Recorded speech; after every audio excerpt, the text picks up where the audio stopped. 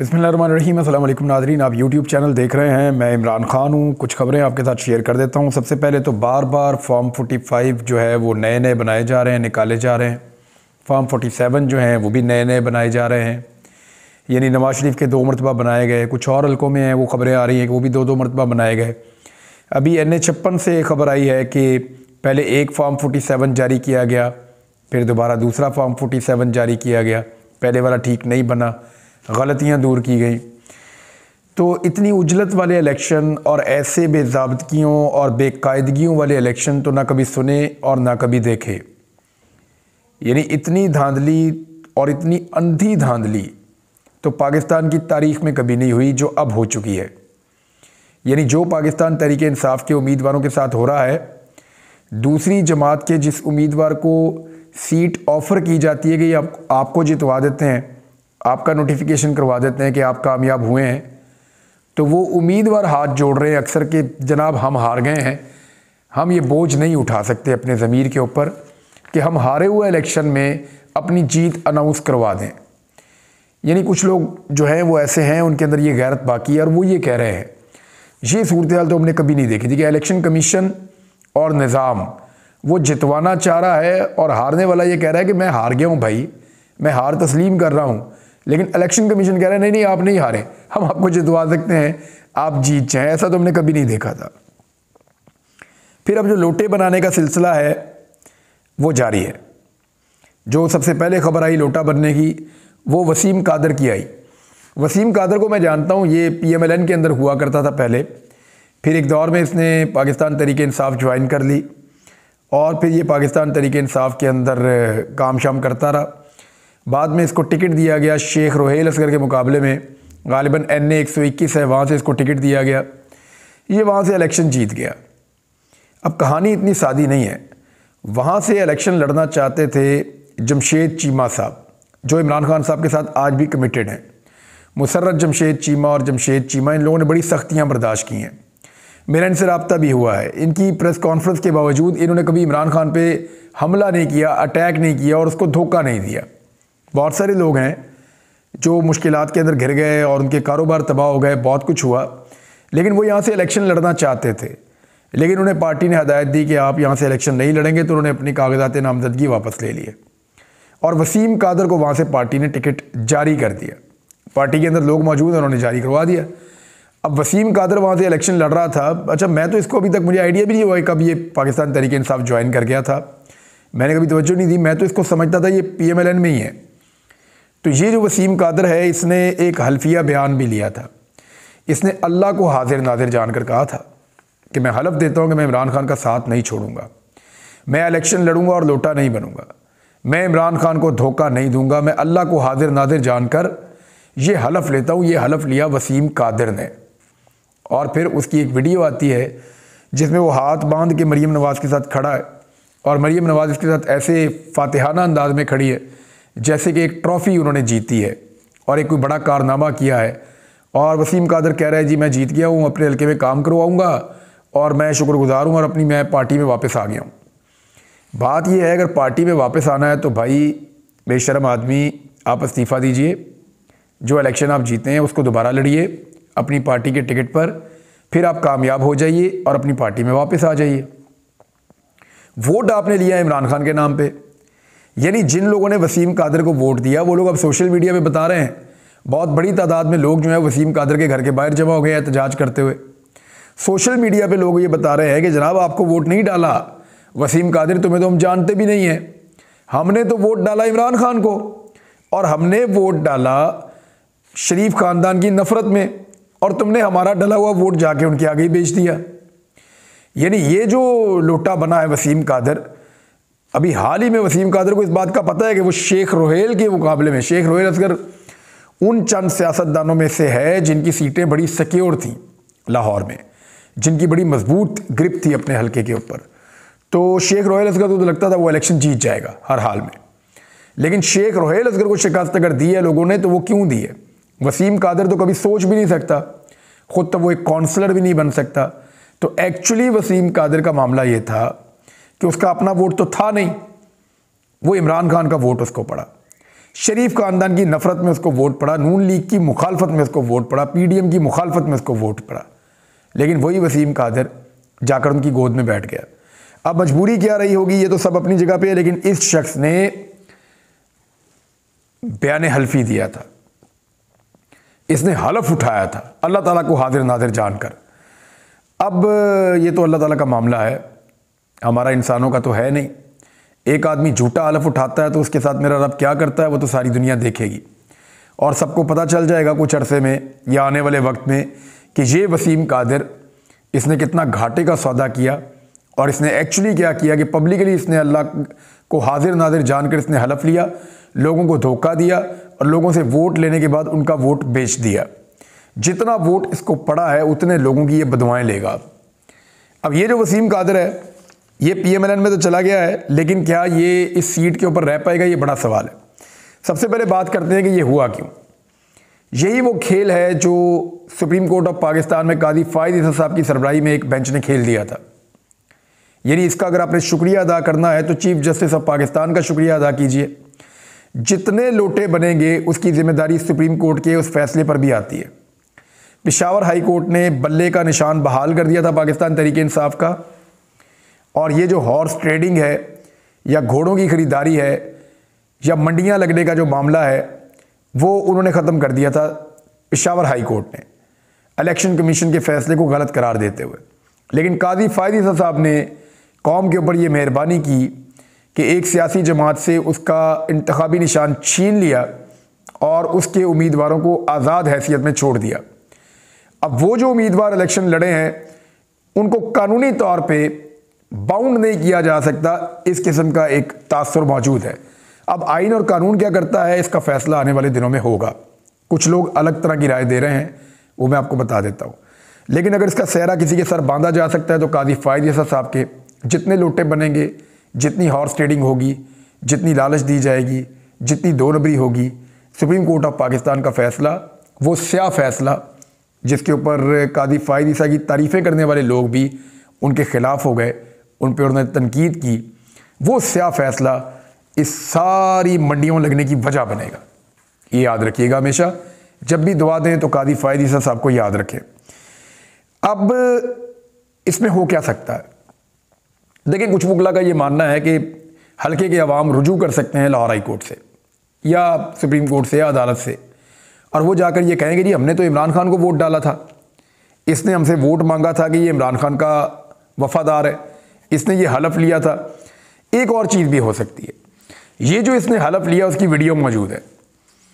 इस हलफ को तोड़ने पर, क्योंकि इस आदमी ने हलफ लिया अल्लाह को हाजिर नाजिर जानकर, हलफ को तोड़ने पर भी ये आदमी नायल हो सकता है, क्योंकि झूठ बोलना, अमानत में ख़यानत करना, उसके ऊपर भी आपके ऊपर आर्टिकल आइन का लग जाता है। ये सादिक और अमीन नहीं रहा, लिहाजा इसने हलफ तोड़ दिया, हलफ लेकर, और उसी हलफ की बुनियाद पे लोगों ने इसको वोट दिया था। सादिक और अमीन नहीं रहा, इसकी सीट खारिज हो सकती है, फारिग हो सकती है, वहाँ पे दोबारा री इलेक्शन हो सकता है लाहौर में। तो एक तो ये चीज़ है। दूसरा, हल्के के वोटर रुजू कर सकते हैं कि जनाब हमने वोट तो इमरान खान को डाला था, इसको तो डाला ही नहीं था और इसने हमारा वोट बेच दिया। तीसरी एक और चीज़ भी हो सकती है, सलमान अकरम राजा साहब ने भी इसके ऊपर केस किया हुआ है कि जितने भी आज़ाद उम्मीदवार खड़े हुए हैं बेशक पाकिस्तान तहरीक इंसाफ से इंतखाबी निशान छीन लिया गया है, लेकिन पाकिस्तान तहरीक इंसाफ बतौर सियासी जमात इलेक्शन कमीशन ऑफ पाकिस्तान में रजिस्टर्ड है, और ये जमात एक हैसियत रखती है सियासी जमात की। और जितने आज़ाद उम्मीदवारों ने अपने कागजात नामजदगी जमा करवाए हैं उन्होंने उसमें ये बताया है कि उनकी एफिलिएशन पाकिस्तान तहरीक इंसाफ के साथ है, लिहाजा इनके पास इंतखाबी निशान तो नहीं है, लेकिन ये सारे पाकिस्तान तहरीक इंसाफ के लोग हैं। इसके ऊपर उन्होंने केस किया था एक लाहौर हाई कोर्ट में। लाहौर हाई कोर्ट ने कहा इलेक्शन कमीशन को कि 10 दिन में इसको डिसाइड करें, और इलेक्शन कमीशन ने फैसला उसके खिलाफ दिया। अब ये मामला अपील में जाएगा, हो सकता है सुप्रीम कोर्ट में जाए, और वकला इसके ऊपर जोर देंगे कि जो पाकिस्तान तहरीक इंसाफ से एफिलिएटेड बंदा था जिसने कागजात नामजदगी जमा करवाते हुए लिखा कि मेरा ताल्लुक पाकिस्तान तहरीक इंसाफ से है, गो के बाद में उसको इंतखाबी निशान नहीं मिला, तो वो है तहरीक इंसाफ का MNA है, और जब वो छोड़ कर जाएगा तो उस पर डिफेक्शन क्लॉज लगेगी, और जब उस पर डिफेक्शन क्लॉज लगेगी तो वो नायल हो जाएगा। ये जो है एक नुक्ता ये भी है, हलफ तोड़ना जो है वो भी एक नुक्ता है। तो अगर ये सीट फारिग हो जाती है या सुप्रीम कोर्ट से या अदालत से कोई ऐसा फैसला आता है तो बाकी लोग लोटा बनने से बच जाएंगे, लेकिन कुछ लोटे तो बनेंगे और इस तरह के करैक्टर के लोग तो लोटा बनेंगे। अब ये आदमी ज़िंदगी भर इलेक्शन नहीं लड़ पाएगा, अगर लड़ेगा तो इसकी दुर्गत वो बनेगी कि ये हमेशा याद रखेगा। ये हुकूमत चंद दिन की हुकूमत है, ये ज़्यादा चलनी भी नहीं है, बहुत थोड़े अरसे के लिए हुकूमत बनी है ऐसा दिखाई देता है, और ये हुकूमत चल नहीं पाएगी क्योंकि ये मुल्क को नहीं चला पाएंगे। उसके रीज़न मैं आपको दे देता हूँ अभी। लेकिन शहबाज गिल साहब ने एक दावा किया, उन्होंने कहा कि उनके 4 MNAs उठा लिए गए हैं और उनको नून लीग ज्वाइन करने के लिए मजबूर किया जा रहा है। एक और सवाल जो पैदा होता है वो ये है कि पाकिस्तान तहरीक-ए-इंसाफ के साथ सबसे बड़ा हाथ हुआ है इन इंतखाबात में, और अभी तक पाकिस्तान तहरीक-ए-इंसाफ ने थोड़ा रोला रप्पा तो डाला है लेकिन प्रॉपर कोई वाइट पेपर जारी नहीं किया। तहरीक-ए-इंसाफ को आलमी मीडिया को बुलाना चाहिए, लोकल मीडिया को बुलाना चाहिए, एक प्रेस कॉन्फ्रेंस बड़ी तगड़ी अनाउंस करनी चाहिए और उसके अंदर तहरीक-ए-इंसाफ की क़यादत को बैठकर पूरा एक वाइट पेपर जारी करना चाहिए और बताना चाहिए कि किस किस हलके में कैसे कैसे धांधली हुई, कितनी सीटें उनकी छीनी गई और अदालतें इसमें क्या रोल प्ले कर सकती हैं और उनकी हिकमत अमली क्या होगी। पूरा एक वाइट पेपर जारी करना चाहिए ताकि पूरी दुनिया को पता चले कि किस लेवल की रिगिंग हुई है, किस लेवल की धांधली हुई है। ये पाकिस्तान तहरीक-ए-इंसाफ को वाइट पेपर के ऊपर काम करना चाहिए। अपने अपने तौर पे अगर अलग अलग उम्मीदवार लगे रहेंगे तो अच्छी बात है, वो अपना सीट वापस लेने की कोशिश कर रहे हैं, लेकिन जब तक पूरी पार्टी एक ब्रॉडर पिक्चर पेश नहीं करेगी दुनिया के सामने तब तक ये मामला एक्सपोज नहीं होगा, चाहे हुकूमत बनाए या नहीं बनाए। नवाज शरीफ साहब को बहुत गैरत दिलाने की कोशिश कर रहे हैं उनकी पार्टी के लोग। मिफ्ता इस्माइल ने बड़ा ज़ोर लगाया, मोहम्मद ज़ुबैर ने बड़ा ज़ोर लगाया। पार्टी के अंदर बहुत सारे लोगों की ख्वाहिश है कि मियाँ साहब आप अपोजिशन में जाकर बैठे, इमरान खान को हुकूमत बनाने दें। वो जीत चुके हैं इलेक्शन, लेकिन मियाँ नवाज शरीफ साहब बज़िद हैं कि उन्होंने हुकूमत बनानी है। बहुत सारे लोग बार बार कह रहे हैं, और हुकूमत बनाने के मामले में अभी जो सूरत हाल है, पाकिस्तान पीपल्स पार्टी और नून लीग की मुलाकात हो गई है। शहबाज शरीफ साहब अपने चंद साथियों के साथ, एयाज सादिक थे उनमें, साद रफ़ीक थे, मरियम औरंगज़ेब थी, कुछ और लोग थे, उनके साथ वो पहुँचे जरदारी साहब से मिलने के लिए। वहाँ पे बिलावल और जरदारी और बाकी लोग थे। तो एक मीटिंग हुई है शहबाज शरीफ की आसिफ अली जरदारी और बिलावल जरदारी से, और उस मीटिंग के अंदर उन्होंने तय किया है कि हुकूमत बनानी है मिलकर। अब जब ये हुकूमत मिलकर बनाएंगे तो ये कौन सी हुकूमत बनने जा रही है? ये वही हुकूमत बनने जा रही है जो 10 अप्रैल 2022 को बनी थी। उस वक्त PDM की हुकूमत बनी थी, MQM शामिल थी, फजलुर रहमान शामिल थे और पीपल्स पार्टी थी और PMLN थी। ये 4 बड़ी पार्टियाँ उसके अंदर थीं।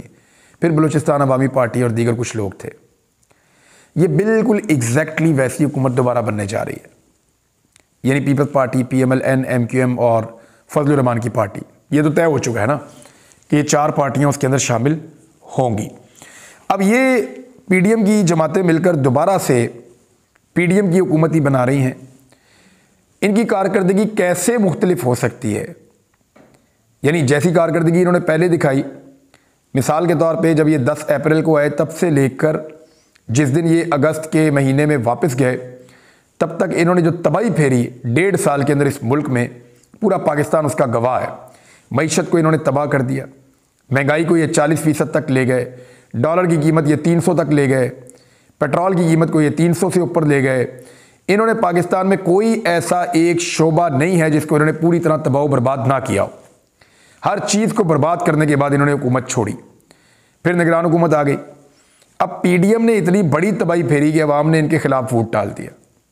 वो इनका 1.5 साल उसकी कारकर्दगी इनकी तबाही का बायस बना। अब दोबारा से एग्जैक्टली वही हुकूमत बन रही है। अब अगर हुकूमत बिल्कुल वैसी बन रही है तो कारकर्दगी उससे मुख्तलिफ कैसे होगी? देखें, मसला ये है कि अवाम को इन पर एतमाद नहीं था। जब अवाम में और हुकूमत में एक गैप पैदा हो जाए तो मईशत नहीं चल सकती। अवाम में और हुकूमत के अंदर बदएतमादी पैदा हो जाए तो मईशत नहीं चल सकती उस मुल्क की। तो पहले तो ये फिर भी कुछ वोट शोट लेकर आए हुए थे 2018 के इंतखाब में, और इन्होंने एक हुकूमत बना ली, इमरान खान की हुकूमत गिरा के, जैसे भी साजिश करके गिराई इन्होंने। लेकिन अब तो इनके पास वोट भी नहीं है। अब तो ये चोरी के मैंडेट के साथ आ रहे हैं, और चोरी का मैंडेट मैं नहीं कह रहा, वो तमाम सहाफ़ी भी कह रहे हैं जिनका PMLN के साथ, पीपल्स पार्टी के साथ बड़ा गहरा और अच्छा ताल्लुक है। जो सीटें इमरान खान की छीनी गई हैं उनमें से लगभग 40 सीटें नून लीग को दिलवा दी गई हैं, कोई 20 के करीब सीटें पीपल्स पार्टी को दिलवा दी गई हैं, और दर्जन के करीब सीटें जो है वो MQM को दिलवा दी गई हैं। फजल रहमान साहब को भी उसमें से सीटें दिलवाई गई हैं। इमरान खान की जितनी सीटें, कोई 80 से करीब उनकी सीटें उनकी छीनी गई हैं और वो सीटें इन पार्टियों के अंदर बांट दी गई हैं। तो ये चोरी के मैंडेट के साथ आ रहे हैं। इस मरतबा तो अवामी सपोर्ट बिल्कुल भी नहीं होगी इनके साथ। तो वही पीडीएम की हुकूमत दोबारा बन रही है, उसकी कारकर्दगी पहले से ज़्यादा बुरी होगी। मैं आपको वक्त से पहले बता रहा हूँ। बताने की वजह यह है कि पहले तो अवाम के अंदर इनकी थोड़ी बहुत एक्सेप्टेंस थी, इस मरतबा तो अवाम के अंदर इनकी कबूलियत बिल्कुल नहीं होगी और बग़ैर कबूलियत के, अवाम के साथ हमांगी हुए बग़ैर ये पाकिस्तान की मईशत को नहीं चला सकते।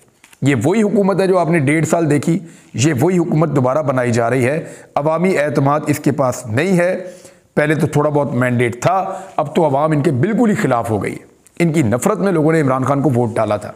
अगर यही आकर बैठ जाएंगे तो पब्लिक नाराज़ होगी, ये हुकूमत नहीं चल पाएगी, इकॉनमी नहीं चलेगी, मुल्क नीचे जाएगा। 1.5 साल के तजर्बे से मेरे ख्याल में दिल नहीं भरा पाकिस्तान का और पाकिस्तान को चलाने वालों का। एक मरतबा फिर तजर्बा किया जा रहा है। ये तजर्बा किसी सूरत भी कामयाब नहीं होगा, मैं आज आपको बता रहा हूँ। और एक वक्त आएगा कि इमरान खान से दरख्वास्त करनी पड़ेगी कि आप संभालिए, लेकिन तब तक बहुत देर हो गई होगी। पाकिस्तान से कुछ ऐसे फ़ैसले करवाए जाएंगे ये हुकूमत बनाने के बाद, जिन फ़ैसलों पे मैं आने वाले दिनों में बात करूँगा। बहरहाल अब तक के लिए इतना ही। अपना ख्याल रखिएगा, अपने इस चैनल का भी। अल्लाह हाफ़िज़।